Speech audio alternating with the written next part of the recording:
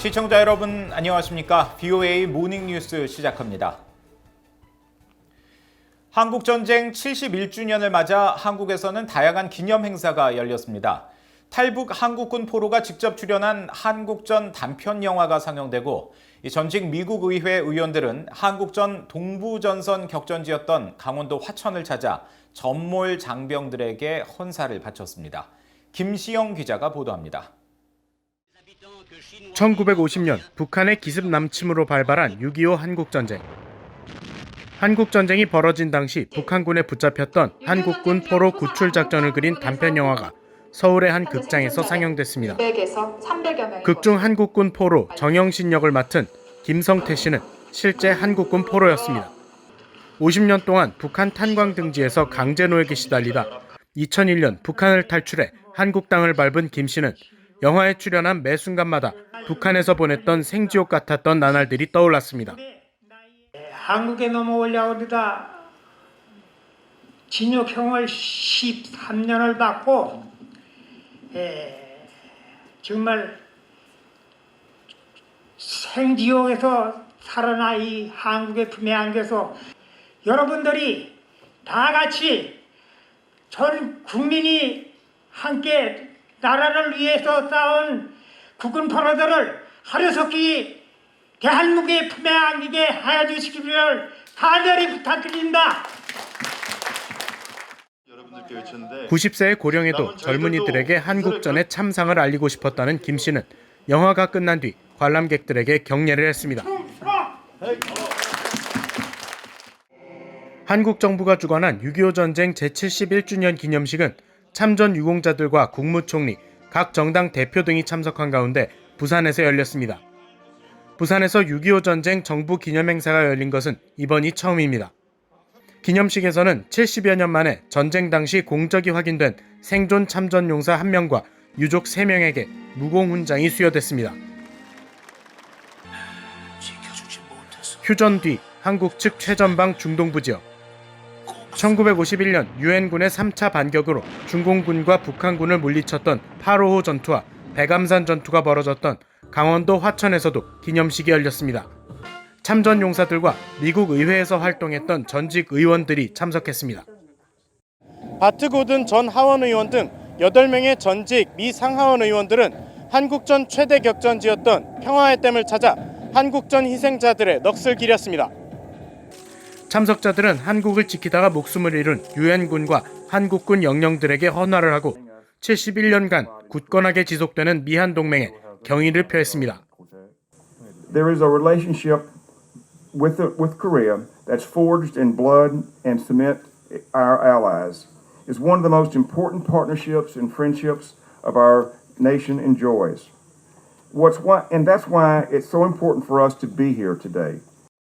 미국의 전직 의원들은 한국군 참전 용사 등과 함께 세계 각국의 분쟁 지역에서 보내온 총알과 탄피로 만들어진 세계 평화의 종을 치며 한반도와 세계의 평화를 기원했습니다.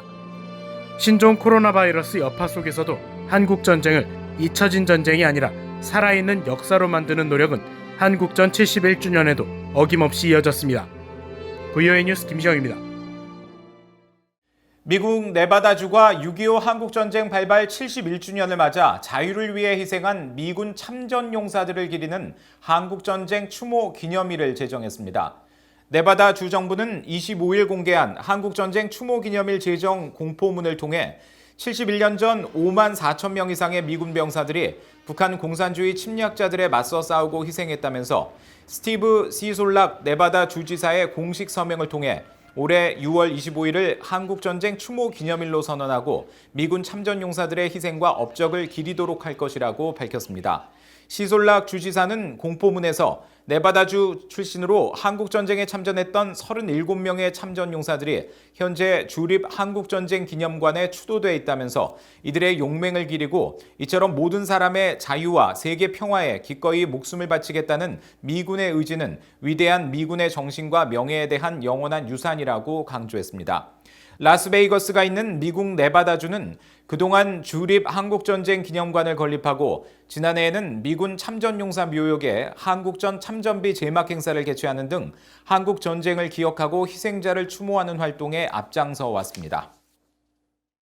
북한이 미국의 조건 없는 대화 요구를 일축한 가운데 대화 재개를 위한 어떤 유인책도 제공해서는 안 된다고 미국의 전문가들이 지적했습니다. 북한의 비핵화의 큰 그림을 제시하며 외교 노력을 계속하는 것은 바람직하지만 물리적 대화 재개에 집착하는 것은 잘못된 전략이라는 지적입니다. 조상진 기자의 보도입니다. 크리스토퍼 힐 전 국무부 동아시아 태평양 담당 차관부는 VOA에 언제든 바뀔 수 있는 북한의 입장 발표에 일희일비하거나 추가 유인책을 고려할 필요가 없다고 단언했습니다. 힐 전 대사는 그러면서 대신 제재의 고삐를 늦추지 말고 북한의 행동 변화를 압박해야 한다고 밝혔습니다. 열악한 경제 상황 등 많은 문제를 안고 있는 북한은 언제든 셈법을 바꿀 수 있지만 현재로선 대화 의지가 없어 보이며 바이든 행정부는 북한과의 협상을 위해 양보를 해서는 절대 안 된다는 것입니다.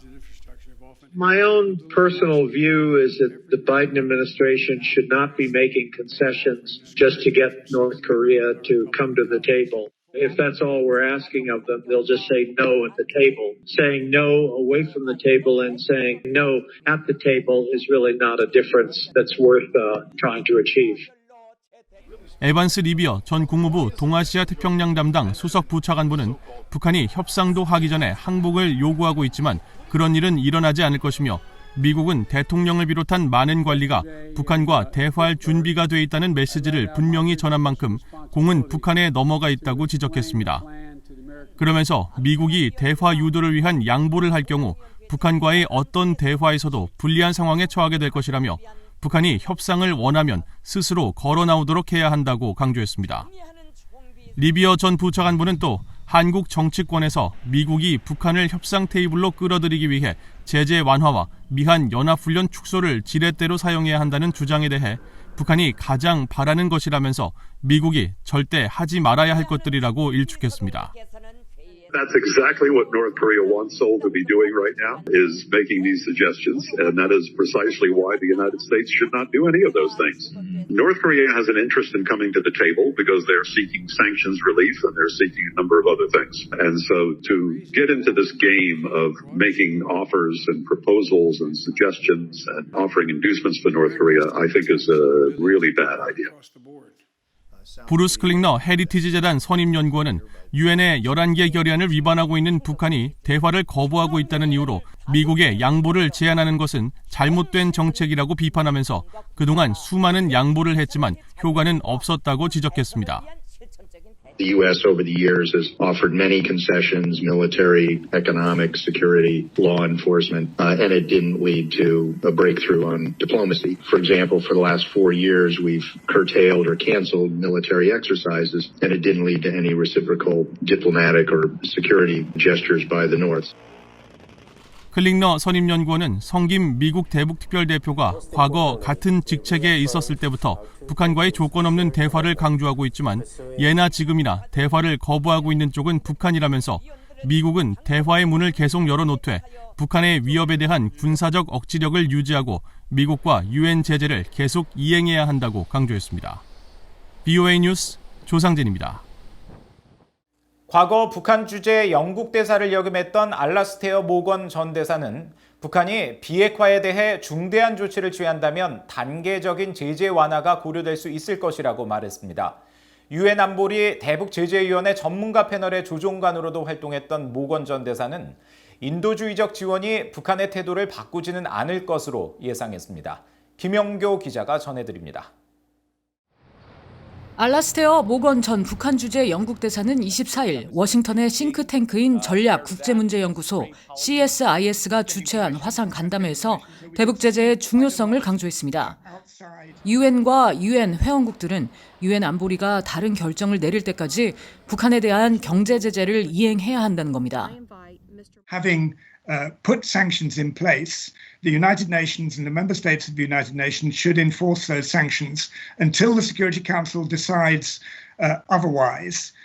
And that would include, for instance, making the designations that the panel of experts has recommended for violations. Otherwise, it brings the regime into disrepute.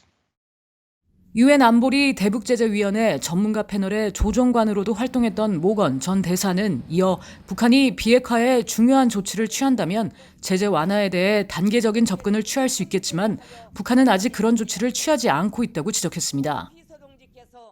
And that's very different from saying that we should lift sanctions now to get things going or for humanitarian reasons. So I think that work on considering what you might do that would be a response to real steps taken is something that should continue. As I say, that's just a personal view, and unfortunately, we're not in that process yet. 모건 전 대사는 신종 코로나 바이러스 백신 제공 등 북한에 대한 인도주의적 지원은 당연한 일로 여긴다고 말했습니다. 하지만 이런 인도주의적 지원이 북한의 태도를 바꿔 상호 신뢰를 쌓는 데 큰 도움이 되지는 않을 것이라고 단언했습니다. 모건 전 대사는 북한 내 식량 부족 상황이 1990년대 중후반 굶어 죽는 사람들이 속출했던 고난의 행군 시절과 같이 혹독하지는 않을 것으로 내다봤습니다. 하지만 북한이 식량 상황이나 경제적 영향과 관련해 내놓는 성명 등을 볼 때 상황이 심각한 것으로 보인다면서 중공업은 물론 경공업 등 국가 경제에 큰 영향을 미쳤고 많은 사람들은 생계를 잃었을 것이라고 진단했습니다.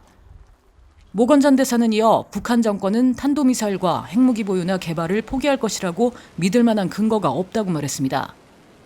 I think however severe the situation, there is no reason to assume that they will stop that. 모건 전 대사는 그러면서 바이든 행정부가 대북 정책 검토를 마친 후 내놓은 성명들에 대해 긍정적으로 평가하면서도 북한의 비핵화 도달까지 가는 길은 과거처럼 험난할 것으로 전망했습니다. VOA 뉴스 김현경입니다. 조 바이든 행정부는 북한과의 대화에 열려 있으며 궁극적인 목표는 한반도에서 핵 위협을 제거하는 것이라고 아미베라 미국 하원 아시아태평양 소위원회 위원장이 밝혔습니다. 베라 위원장은 25일 한국통일부와 연합뉴스가 공동 주관한 한반도 평화심포지엄에 화상으로 참여해 이같이 밝히고 대북 특별대표를 임명해 북한과의 대화를 준비하고 있다고 강조했습니다. 베라 위원장은 이어 미국을 중심으로 한 일본, 호주, 인도 등 4자 안보 협의체 쿼드는 민주주의와 인권, 자유시장 등의 가치를 공유하고 있다면서 한국도 쿼드에 참여해 북한과 중국 문제 등 영내 문제를 함께 다루고 번영에 더 큰 기여를 할 것을 촉구했습니다. 이인영 한국통일부 장관은 심포지엄 기조연설에서 최근 북한 고위급 인사들이 미북 대화 가능성을 일축하는 담화를 냈지만 큰 흐름은 변화하고 있다면서 북한의 대화 복귀를 거듭 촉구했습니다. 북한 정권의 지원을 받는 것으로 알려진 해킹 조직 탈륨 또는 김숙희가 최근 한국통일부와 통일연구원 등 정부기관을 사칭한 이메일 해킹 공격을 벌인 정황을 포착했다고 한국의 사이버 보안 기업이 밝혔습니다. 한국의 사이버 보안 기업 이스트 시큐리티는 25일 보고서를 통해 지난 22일과 24일 통일부와 통일연구원을 사칭한 이메일이 북한 문제를 담당하는 전문가와 관련자들에게 배포됐으며 북한의 당 중앙위 전원회의 분석 등과 같은 주제로 수신자들을 현혹했다고 밝혔습니다. 그러면서 이들이 통일부와 통일연구원의 공식 이메일 주소처럼 정교하게 조작했으며 문서 내용도 조작 여부를 판단하기 어려울 만큼 정교하게 제작됐다면서 이메일 발송지를 역추적한 결과 두 공격 모두 지난 6월 국가안보전략연구원 등을 사칭한 공격과 동일한 서버가 사용된 것으로 파악됐다고 밝혔습니다. 보고서는 과거 사례와 수법 등을 지속적으로 추적 분석한 결과 북한 해킹 조직 탈륨 혹은 김숙희가 외교, 통일, 안보 분야 종사자들을 대상으로 정보 탈취 해킹 공격을 벌이고 있는 것으로 보인다며 민관의 유기적 협조와 대응 방안 모색이 필요하다고 강조했습니다. 이상으로 VOA 모닝 뉴스를 마칩니다. 함께해 주신 여러분 고맙습니다.